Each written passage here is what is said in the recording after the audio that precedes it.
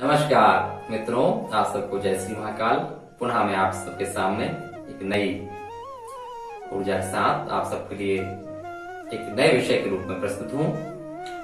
आज का विषय है व्रत कब त्यागना चाहिए, कब प्रारंभ करना चाहिए एवं तिथियों को लेकर के।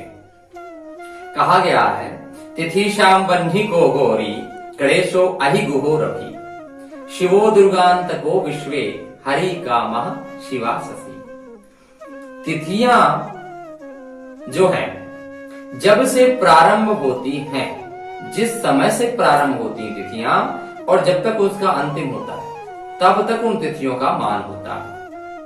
अर्थात अभी हमने कुछ दिनों पूर्व देखा हमने कि जन्माष्टमी को लेकर, कुशोत्पाटनी अमावस्या को लेकर अथवा अन्य कोई सी भी तिथियों को लेकर बड़ा मति भ्रम सा उत्पन्न होता है। कोई पंचांग कुछ कह रहा है, कहीं कुछ कह रहे हैं कुछ लोग, कुछ विद्वानों का अलग मत है। तो इसके लिए सिद्धांतकारों ने ज्योतिष शास्त्र में बहुत अच्छी बात कही और वह यह कही कि आप तिथि की जो व्रत है, अथवा जैसे हमको द्वितीया या चतुर्थी व्रत करना है, गणेश चतुर्थी अभी गई, मान लीजिए करना है, तो कब से मान करें?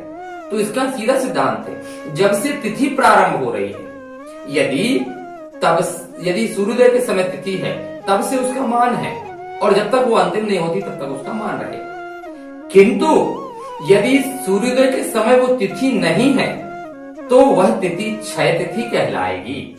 जिस तिथि में सूर्योदय होगा वही पूर्ण तिथि है, और जिस तिथि में सूर्योदय नहीं है और उसके बाद पुनः दूसरी तिथि लग जा रही है, तो वो क्षय तिथि यानी नष्ट तिथि हो गई।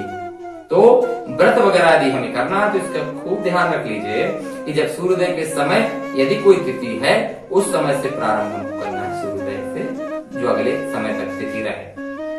और ये किसके लिए? ये दक्षिणात्य के लिए, यानी कि हम जब देव इत्यादि पूजन करें तो उनमें इस चीज को ग्रहण करना चाहिए। और इसका एक और कारण वो इस तरह से है कि यदि कोई तिथि अगले तिथि में प्रवेश कर रही है तो उस तिथि को जरूर ग्रहण करें, किंतु पितृ कार्य के लिए पृष्ठवर्ती तिथि अर्थात पीछे वाली तिथि को ग्रहण करें। इसका अर्थ यह है कि यदि कोई दूसरी जो पिछली निकल गई तिथि, जैसे चतुर्दशी है, तो चतुर्दशी के बाद यदि अमावस्या आ रही है तो पितृ कार्य करो, केवल अमावस्या के लिए पूरा, क्योंकि वो पितृ तिथि। अथवा अन्य कोई पितरों के कार्य करना है तो पृष्ठवर्ती तिथि की करें, किंतु वृद्धि तिथि, बढ़ती हुई तिथि के साथ आप देवों के कार्य करें तो ये और जो 12 व्रत करते हैं, यानी 12 का व्रत करते हैं, सोमवार, मंगल, बुध इत्यादि, तो कहा गया उदयात उदयम 12, सूर्योदय से लेकर के सूर्य अस्त तक के पूर्ण 12 माना जाता है। प्रायः मैंने देखा है, सुना है कि लोग 12 बजते हैं रात्रि में और भोजन ग्रहण कर लेते हैं, व्रत तोड़ देते हैं। ये हमारे यहाँ की परंपरा नहीं है, ये पाश्चात्य परंपरा है, विदेशी परंपरा है। क्यों? क्योंकि उनका दिन 12 बजे से शुरू होता है, मगर हमारे लिए तो कहा साक्षात भगवान भास्कर देवता हैं, जो सूर्योदय के समय से सूर्य अस्त तक के, इसलिए तो कहा गया दिन, जो दिन यानी दिवाकर से उत्पन्न है वह संपूर्ण दिन। तो सूर्योदय से लेकर के अगले सूर्योदय तक पूरा एक बार है। सोमवार कब होगा शुरू?